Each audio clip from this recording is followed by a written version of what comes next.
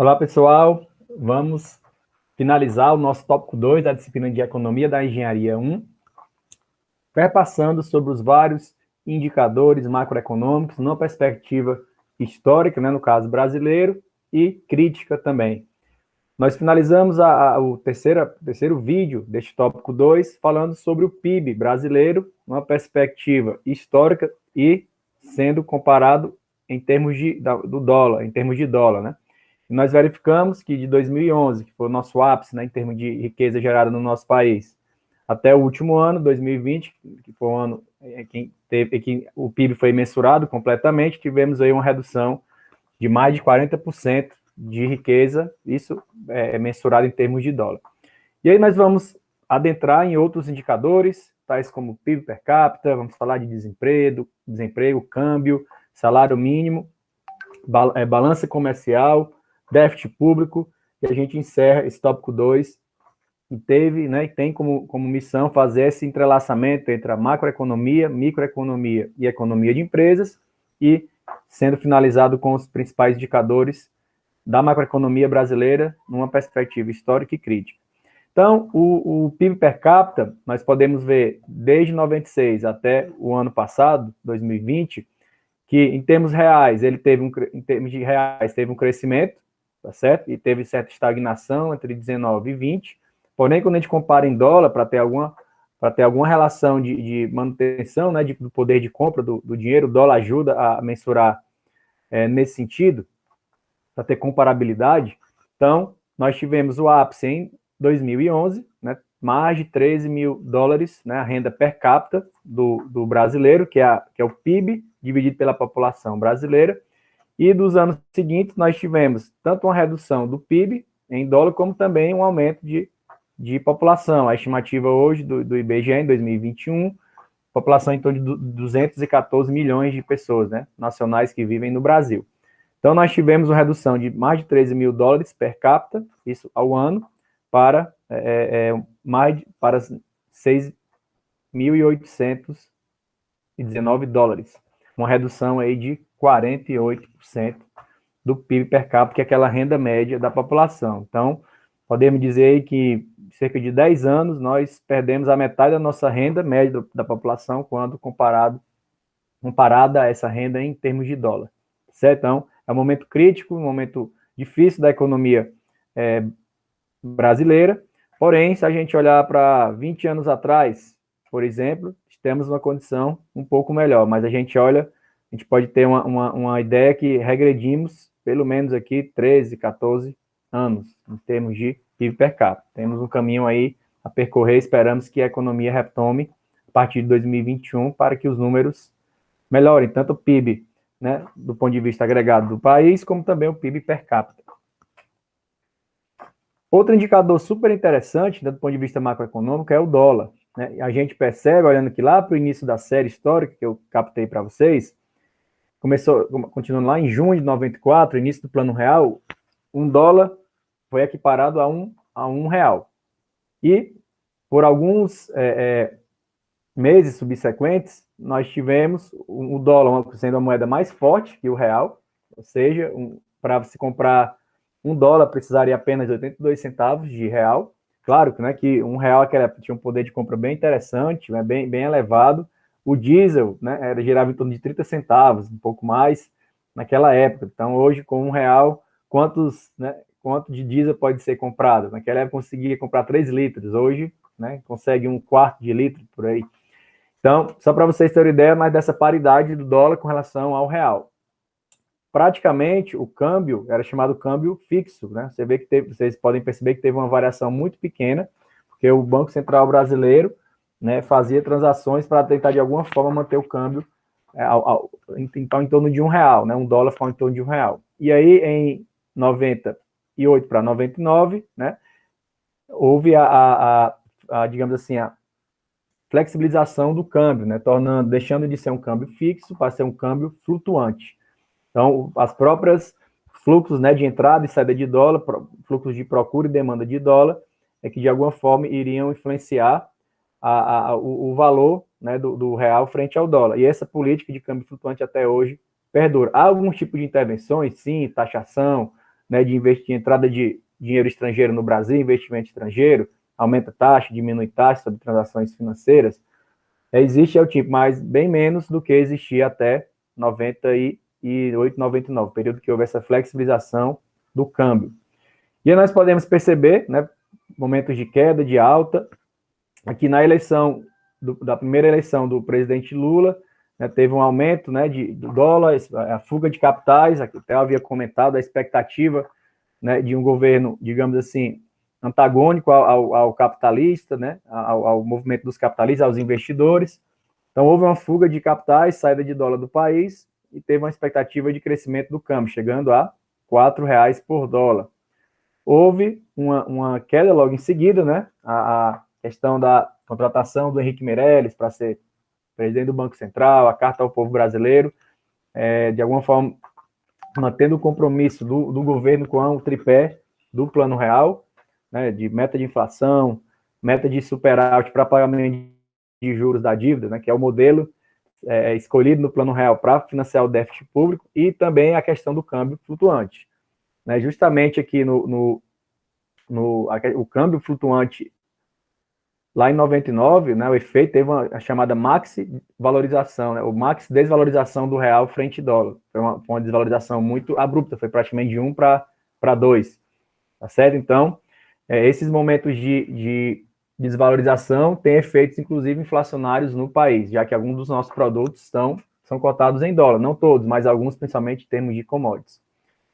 E com os anos posteriores, percebemos redução do dólar, né, e a crise econômica de 2008, que é a crise global, de alguma forma, gerou também uma certa apreensão no mercado, né, países, digamos, em desenvolvimento perderam atratividade frente a países mais desenvolvidos, em termos de hospedagem, né, do capital, mas, por exemplo, no caso brasileiro, logo em seguida, né, houve a crise não chegou tão fortemente, né, no caso brasileiro, a gente viu lá em termos de PIB, praticamente menos 0,5, né, o decrescimento do PIB em 2009, podemos dizer assim, mas logo em seguida, em 2010, crescemos mais de 7%, isso atraiu a atenção, né, do mundo para continuar investindo no Brasil, e aí chegamos a um vale de dólar na ordem de R$1,53, tá bom? Ou seja, eu sempre brinco com os estudantes, foi a farra do Play, não sei a época, Play 3, Play 2,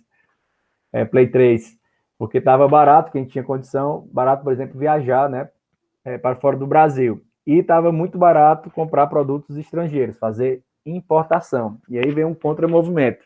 Eu lembro bem que, na época, a então presidente Dilma e o então ministro Guido Mantega, eles fizeram uma viagem aos Estados Unidos, né, marcar uma reunião meio que de emergência com o Barack Obama, então presidente dos Estados Unidos, para pedir para ele parar de emitir dólar, porque o dólar muito baixo estava atrapalhando muito a indústria brasileira, porque estava muito mais barato comprar produtos estrangeiros, importar, do que vender de fato aqui no Brasil. Então, de alguma forma, estava atrapalhando as atividades de exportação e até de consumo interno, no caso brasileiro. E eu falei, né, que os Estados Unidos se financiaram, né, para poder sair da crise por meio da emissão de dólar. Como o dólar é uma moeda de circulação internacional, acabou gerando uma certa desvalorização dela no mundo. E no Brasil podemos ver isso, verificar isso por meio desse número 1,53. Passaram-se mais alguns anos, né, e a crise chegou, né, como eu havia falado, no mercado chinês, que ao invés de crescer a 14% ao ano, né, a economia chinesa estava crescendo a 14%, ou seja, os principais mercados consumidores também de produtos chineses, Europa, Estados Unidos, foram os mais abatidos lá pela crise de 2008, passaram a demandar menos da China e, por consequência, a China passou a demandar menos de países exportadores de commodities, como o Brasil. Então, demorou um pouquinho a chegar, mas a crise chegou no Brasil e aí foi materializado, como havia explicado, em 2015. Mas já em 2013, 2014, já os sinais já eram dados, né? Queda de preço das commodities brasileiras, petróleo, minério de ferro, por exemplo.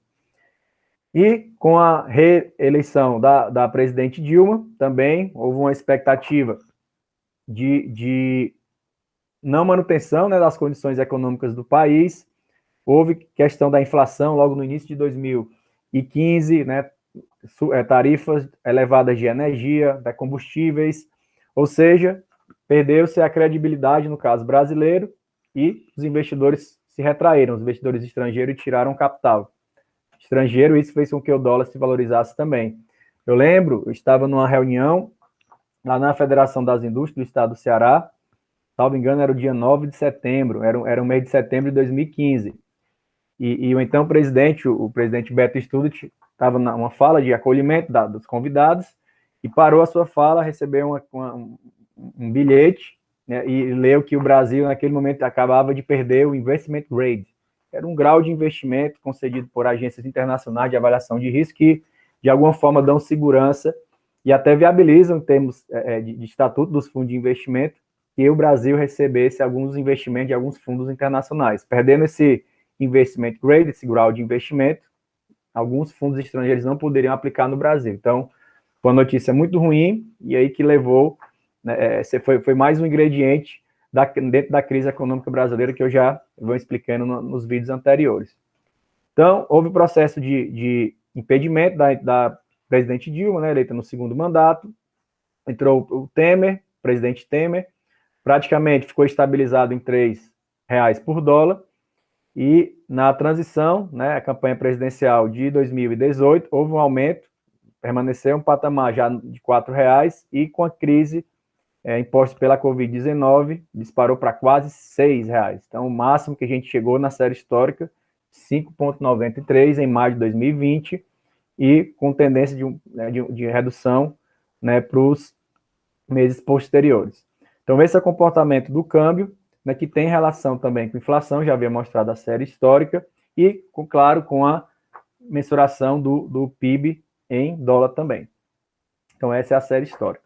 Um outro conjunto de indicadores bem interessantes relacionados à importação e exportação. Só relembrando, isso é na linguagem comum, exportação é quando o país vende produtos, né, podem ser bens ou serviços. Importações é quando o país compra do estrangeiro bens e ou serviços. E a balança comercial é a sobra. O ideal, de fato, é que você consiga vender mais do que comprar, porque isso gera uma sobra. Então, olhando aqui a balança comercial, considerando somente os bens, né, e tudo isso em dólar, de 95 até 2020, nós podemos perceber que há um crescimento a partir aqui de 2001, 2002, um crescimento mais vigoroso a partir de 2003, a crise de 2008, né, que teve a consequência maior de 2009, reduziu o volume de negócio, tanto de compra como venda.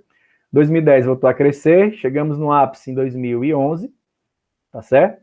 E começamos a ter uma instabilidade, já com sinais de queda aqui em 2013 e 2014. Com a crise econômica, 2015 e 2016, tivemos uma queda mais acentuada, e voltamos a fazer mais transações, né, exportar produtos, e até mesmo aumento da importação, nos anos seguintes, 2017, 2018 e já em 2019, já com a eleição do novo presidente, o Jair Bolsonaro, já começamos a cair também. Em 2020, com a pandemia, caímos ainda mais. Olhando agora a balança comercial, considerando não somente os bens, mas bens e serviços, né, serviços financeiros, que podem ser contratados lá fora, e de fora contratamos serviços brasileiros, nós podemos verificar que nós tínhamos uma balança negativa até 2001, 2002, ficou praticamente, né, inverteu o sinal, já mas de forma bem tímida. 2003, um crescimento mais vigoroso. 2008, praticamente zerado. 2009 também. 2010, uma queda.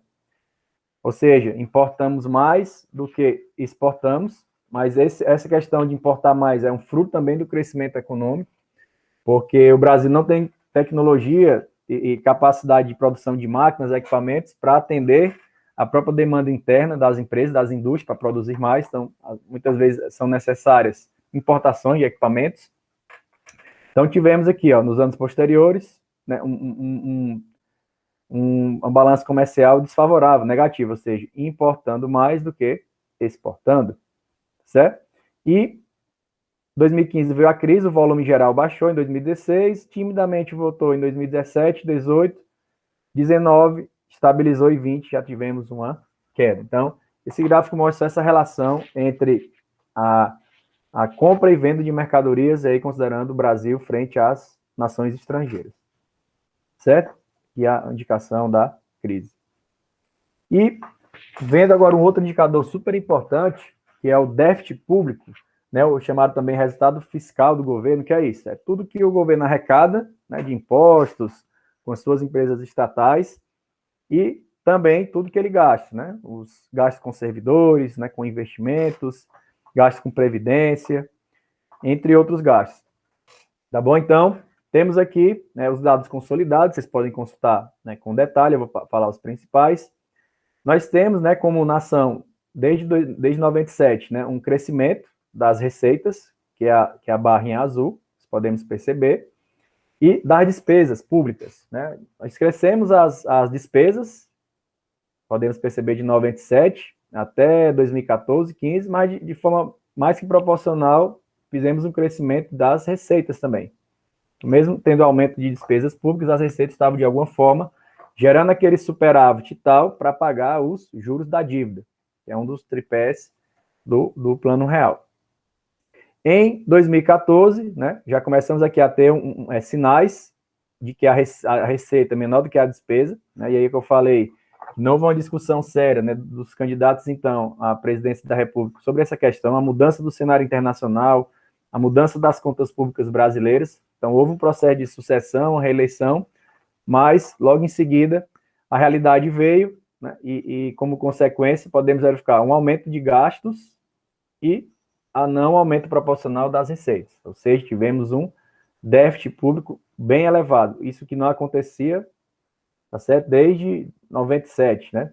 Ficava praticamente zerado, com alguns anos de superávit primário sendo gerado, mas em 2014 uma pequena queda, mas em 2015 uma queda acentuada. A gente pode ver aqui, ó, os números, 57 milhões de superávit e 2015 menos 120 bilhões, né? Tudo isso aqui é mensurado em bilhões.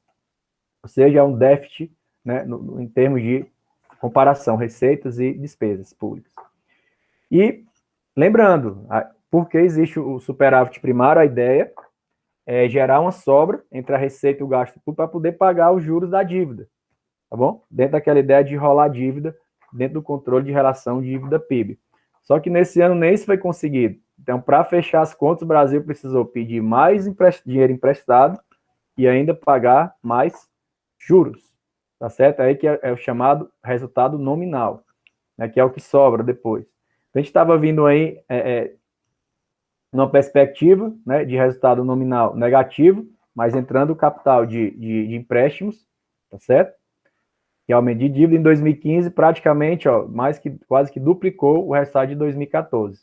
E 2016 também, é o chamado rombo nas contas públicas.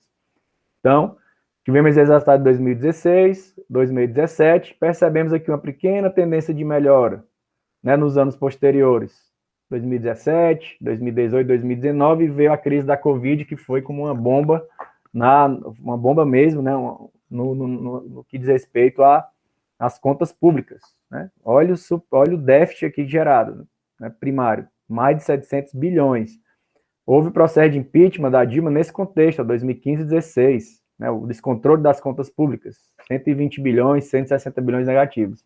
2020, pessoal, mais de 700 bilhões, né, por conta da Covid.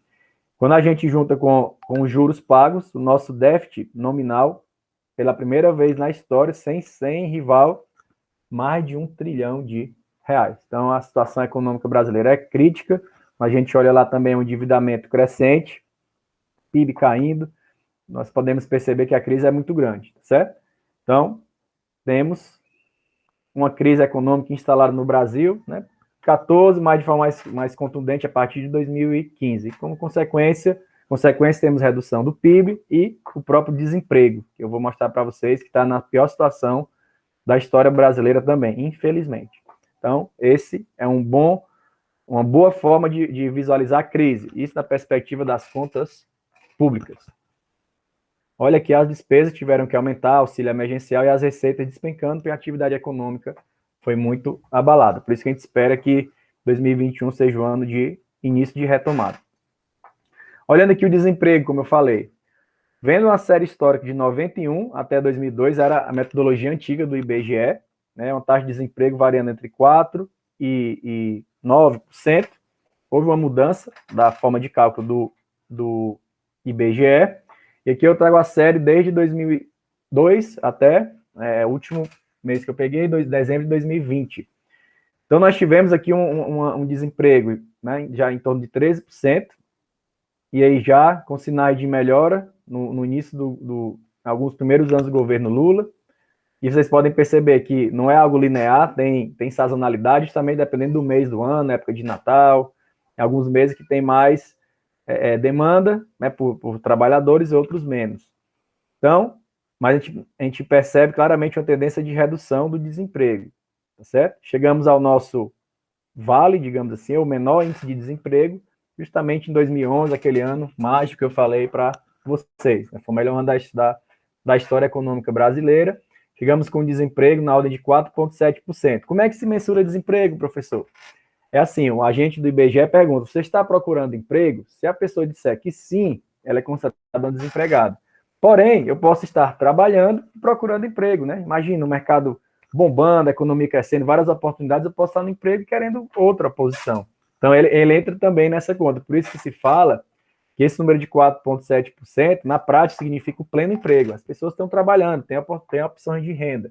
Elas, na verdade, estão procurando outras opções melhores de trabalho e remuneração. Bom, então, tivemos em 2011, né, um desemprego menor do que 5%.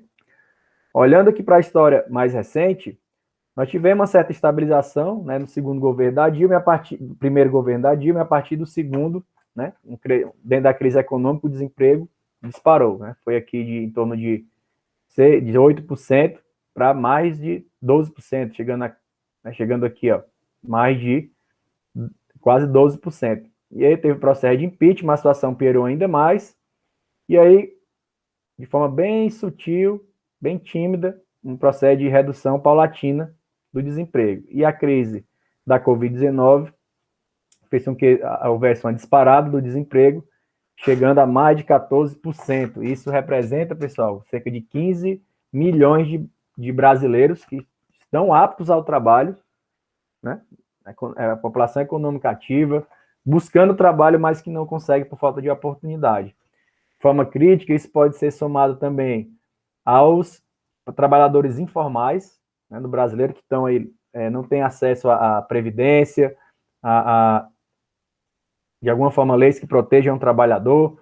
Então, eles perfazem outros 40 milhões de trabalhadores. E temos também a categoria dos chamados desalentados.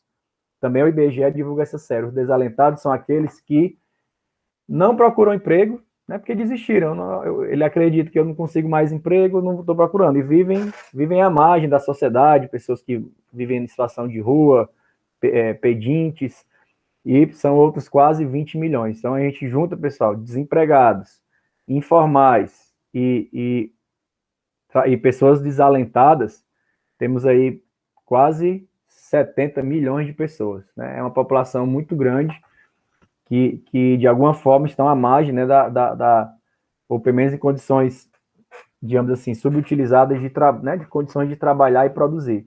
Então, isso é muito ruim, é mais um indicador como nós estamos na pior crise da nossa história do ponto de vista econômico. O desemprego, como havia falado, desde lá da crise de 1929, passando pela crise de 2008 e agora de 2020 e 2021, o desemprego é a principal consequência negativa de uma crise econômica. O PIB também, as contas públicas também, mas o desemprego é o que chama mais a atenção, é o que toca diretamente a vida do povo, a sua renda, a sua forma de trabalhar e ter sua subsistência, certo? Então, esse é um gráfico bem crítico que vocês têm que compreender como é que estamos na situação brasileira. Comparando aqui as duas metodologias, né, vocês podem perceber que houve uma mudança, né, mesmo foi em 2002 a mudança, e essa metodologia perdura até hoje, só uma forma de comparação. Vendo aqui mais um indicador, a gente vai chegando já ao final, do salário mínimo, pegando lá desde 94 até 2021, né, o valor do salário mínimo nominal, que é definido por votação no Congresso.